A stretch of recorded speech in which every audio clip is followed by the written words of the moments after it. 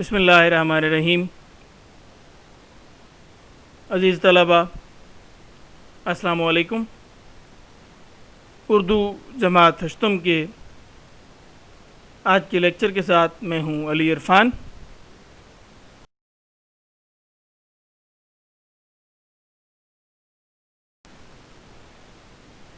آج کے لیکچر میں ہمارا ٹاپک ہے پاکستان کے موسم۔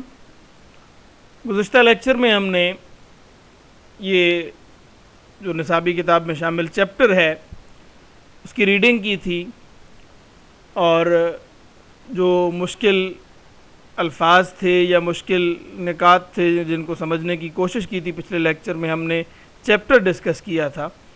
آج کے لیکچر میں ہم اس سبق کی جو مشق ہے، جو مشقی سوالات ہیں ان کو دیکھیں گے۔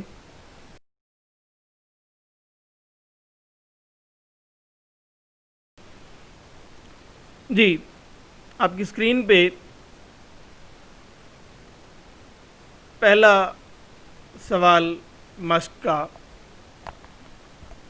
سبق پاکستان کے موسم کے مطابق درج ذیل سوالات کے مختصر جواب لکھیں۔ یہ پہلا سوال ہے آپ کی اسکرین پہ۔ سوال نمبر 1 کی جو ذیلی اجزاء ہیں ان میں سے جزء الف، موسم گرما میں کن چیزوں سے لطف اٹھایا جاتا ہے؟ پہلے بھی بات ہو چکی ہے کہ آپ کے یہ جو مختصر سوالات کے جوابات آپ نے دینے ہوتے ہیں، یہ عمومی طور پہ ان کے جوابات جو ہیں وہ چیپٹر کے اندر ہی موجود ہوتے ہیں، اور وہیں چیپٹر سے ہی آپ نے ان سوالات کے جوابات آپ نے دینے ہوتے ہیں۔ تو یہ چیپٹر میں بیان کیا گیا ہے کہ موسم گرما میں کن چیزوں سے لطف اٹھایا جاتا ہے۔ تو موسم گرما میں لوگ کلفیاں، فالودے، شربت اور سکنجبین وغیرہ سے لطف اندوز ہوتے ہیں۔ پھلوں میں آم بڑے شوق سے کھایا جاتا ہے، بڑی پسندیدہ چیز ہوتی ہے موسم گرما کی آم۔ پھر خربوزے اور تربوز وغیرہ کے مزے لیے جاتے ہیں، لوگ کھاتے ہیں بڑے شوق سے۔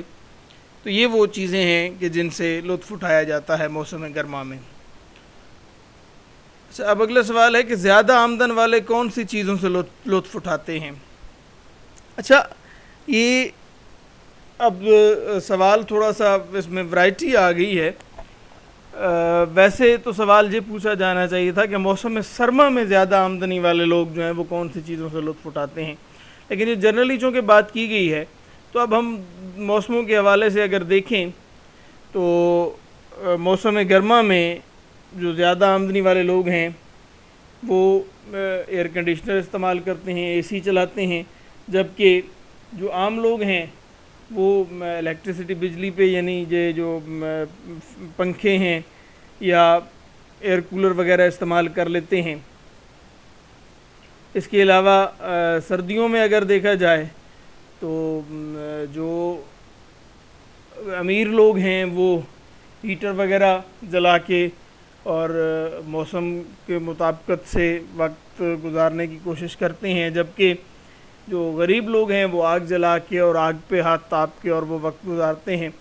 تو یہ تو اوپن ہو جاتا ہے، لیکن جو زیادہ آمدن اور کم آمدن کی بات چیپٹر میں کی گئی ہے وہ تھی خشک میوہ جات کے حوالے سے، اسپیشلی سردیوں میں۔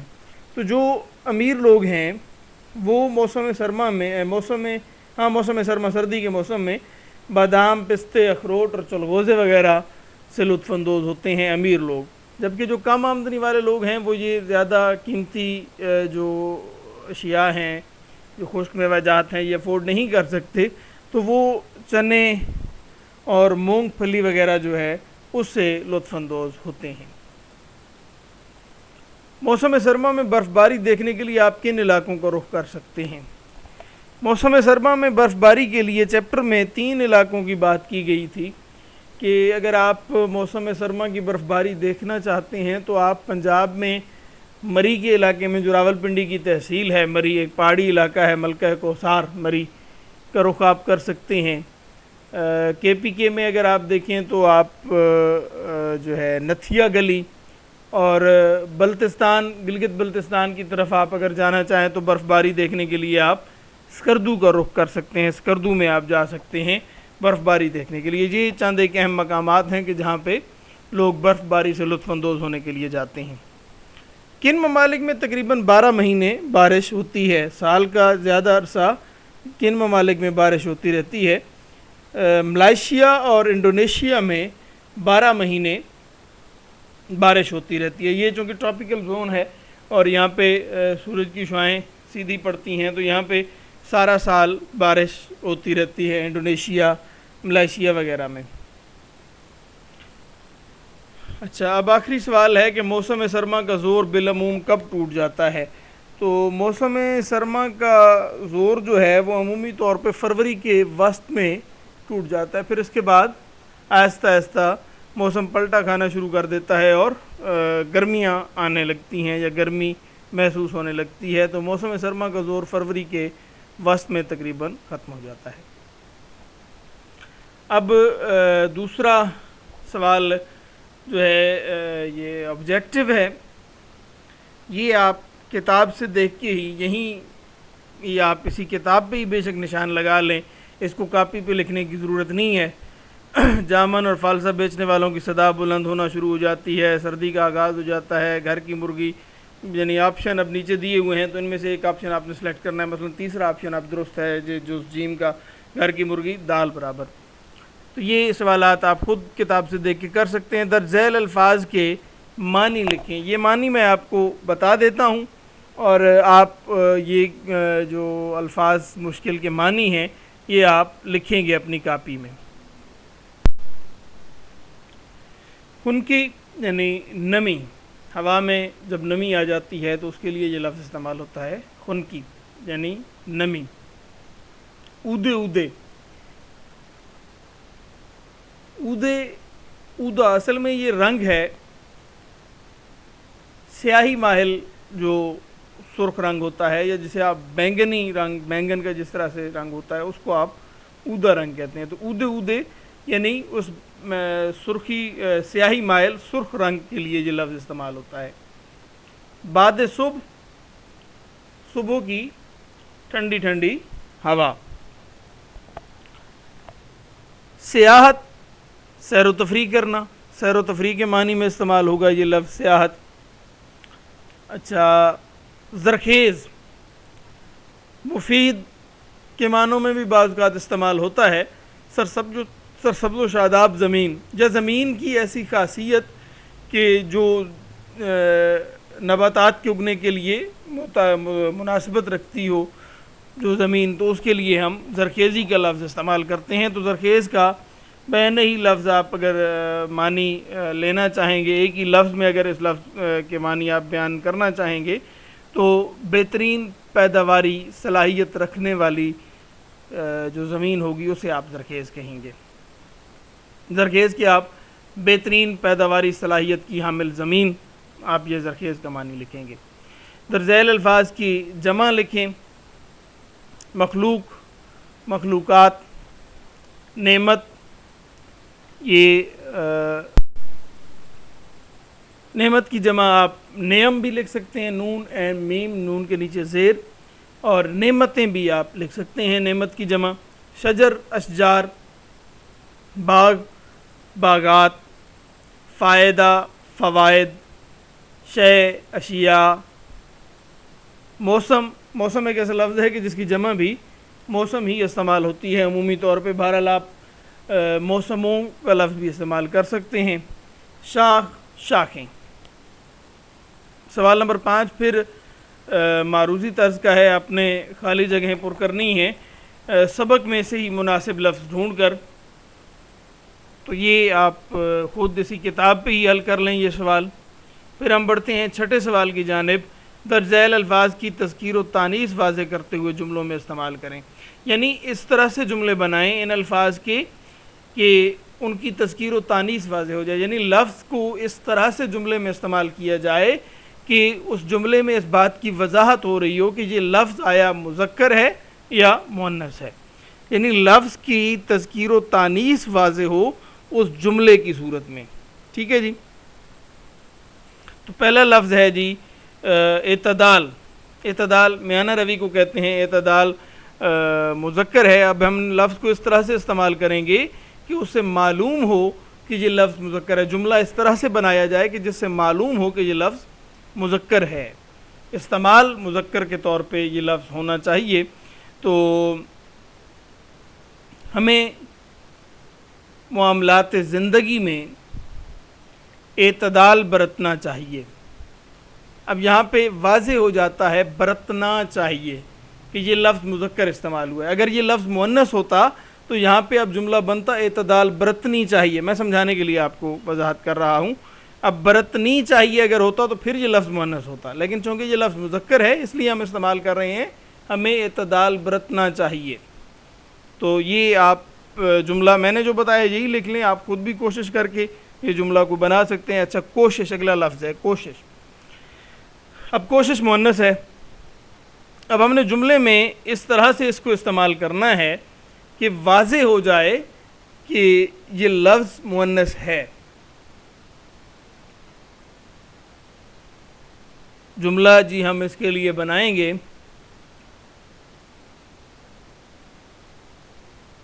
علی نے بہت محنت کی. اچھا سوری, یہ تو میں محنت کی طرف چلا گیا. علی نے بہت کوشش کی لیکن احمد سے نہ جیت سکا. اب یہاں پہ ہم نے کہا کوشش کی. اب یہاں پہ اس سے واضح ہو رہا ہے کہ لفظ کوشش کو ہم مؤنث باندھ رہے ہیں کی سے. ٹھیک ہے, تو یا ہمیں ہمیشہ کوشش کرنی چاہیے کہ ہم دوسروں کو تکلیف نہ پہنچائیں, یا کسی دوسرے کو تکلیف پہنچانے کی کوشش نہیں کرنی چاہیے, یا دوسروں کا کام آنے کی کوشش کرنی چاہیے. تو یہ سارے جملے جو بن رہے ہیں ان میں کوشش کا لفظ مؤنث کے معنی میں استعمال ہو رہا ہے. اچھا اگلا لفظ محنت ہے. محنت کا جملہ میں وہ کوشش کا جملہ بناتے ہوئے غلطی سے محنت کا جملہ بنا گیا پچھلی مرتبہ. محنت بھی مؤنث ہے, آپ خود اس کا جملہ بنائیں. غذائیت, غذائیت بھی لفظ جو ہے مؤنث ہے.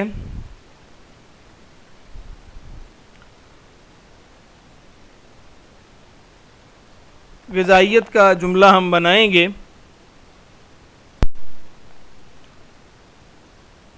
چھوٹے بچوں کی صحت بہتر کرنے کے لیے ہمیں ان کی غذائیت پر توجہ دینی چاہیے. اب یہاں سے غذائیت کا مفہوم واضح ہو جاتا ہے کہ ہم اسے مؤنث لفظ کے طور پر استعمال کر رہے ہیں. افزائش, بڑھوتری, بڑھنا, یہ بھی مؤنث ہے. اور ہم نے جملہ اس طرح سے بنانا ہے کہ واضح ہو کہ اس لفظ کو ہم مؤنث کے طور پہ استعمال کر رہے ہیں. تو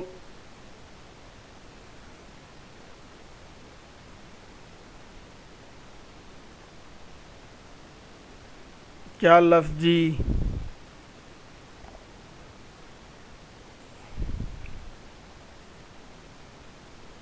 جانوروں کی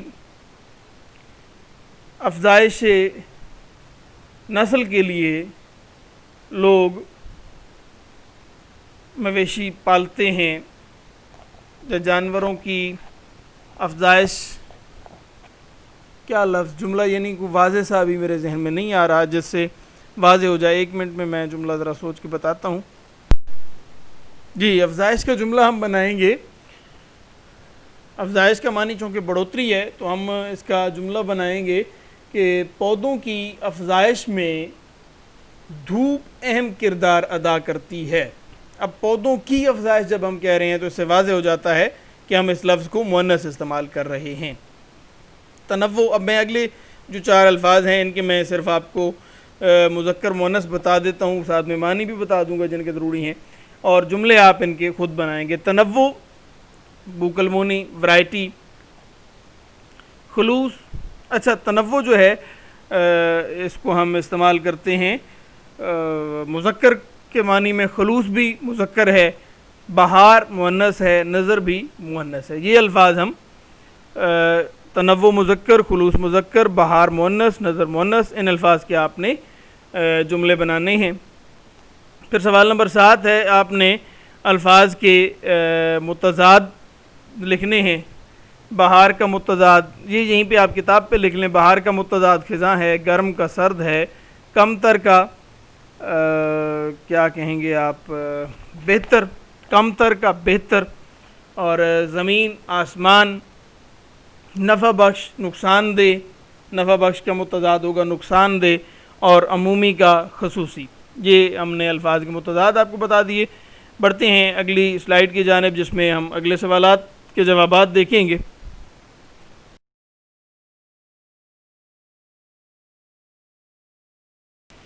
اچھا جی، اس پیج پہ سوال نمبر 8 جو ہے یہ درست غلط ہے، یہ آپ خود آبجیکٹیو ہے، سبق کی مدد سے آپ اسی کتاب پہ سے آپ حل کر لیں گے. سوال نمبر 9 ہم دیکھیں گے. ہم نے گزشتہ لیکچرز میں سے جو گرامر قواعد کے حوالے سے لیکچرز تھے ان میں ہم نے فعل معروف اور مجہول کے بارے میں پڑھا تھا. فعل معروف ایسا فعل ہوتا ہے کہ جس کا فاعل معلوم ہو، اور فعل مجہول ایسا فعل ہوتا ہے جس کا فاعل معلوم نہ ہو. تو یہ فعل مجہول کے جملے دیے گئے ہیں اور ان کو فعل معروف میں بدلنا ہے. یعنی فعل مجہول میں چونکہ فاعل معلوم نہیں ہوتا، اس لیے یہ ایسے جملے ہیں کہ جن میں فاعل موجود نہیں ہے. تو ہم نے اب خود سے فاعل ان میں ڈال کے فاعل کو اس جملے میں فاعل کو شامل کر کے پھر فعل معروف میں بدل دینا ہے انہی جملوں کو. تو پہلے 3 جملوں کی وضاحت میں نے آگے کر بھی دی ہے اور آپ کے لیے فعل معروف میں بدل دیا ہے کالم بے کے لیے. اور آخری 2 جملے میں نے اس لیے چھوڑ دیے ہیں کہ وہ آپ خود حل کریں گے.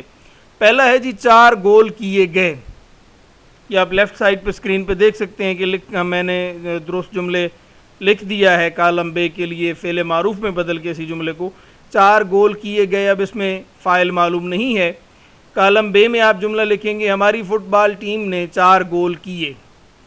اب ہماری فٹ بال ٹیم جو ہے یہ اس کا فاعل بن گیا ہے اور جملہ جو ہے وہ فعل جو ہے وہ مجہول سے معروف میں بدل گیا ہے. بالکل اسی طرح سے اگلا جملہ ہے نظم پڑھی جاتی ہے، تو اس کو آپ بدل دیں گے کہ جی طلبہ نظم پڑھتے ہیں، یا علی نظم پڑھتا ہے، یا فاطمہ نظم پڑھتی ہے. جو بھی آپ جملہ بنا دیں فاعل کے مطابق ہی فعل آگے پھر چلے گا. تو یہ فعل معروف میں کالم بے کے لیے دوسرا جملہ. تیسرا جملہ ہے کہ جی شکوہ کیا گیا، احمد نے شکوہ کیا، یا علی نے شکوہ کیا، یا اس نے شکوہ کیا. اب یہ سارے فعل معروف میں بدل جائیں گے. آخری 2 جملے اب آپ کے لیے میں نے چھوڑ دیے ہیں، تالا توڑا گیا اور صفائی کی جائے گی. ان 2 جملوں کو آپ خود بدلیں گے فعل مجہول سے فعل معروف میں. یہ آپ کے ہوم ورک کا حصہ ہے، آپ کی اسائنمنٹ ہے. اس کے ساتھ ہی ہمارا آج کا لیکچر اختتام پذیر ہوتا ہے. ہم ہوم ورک کی سلائیڈ دیکھ لیتے ہیں.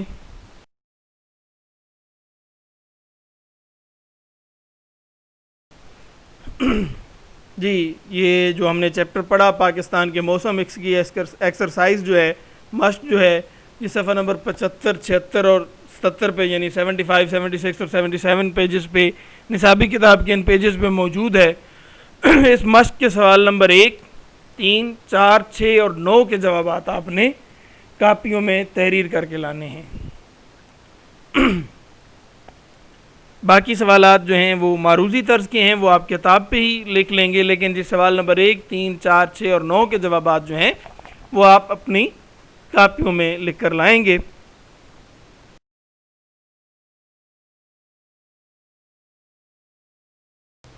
آپ کے لیے ڈھیروں دعائیں اور نیک تمنائیں. خوش رہیں، خوش رکھیں. اللہ حافظ.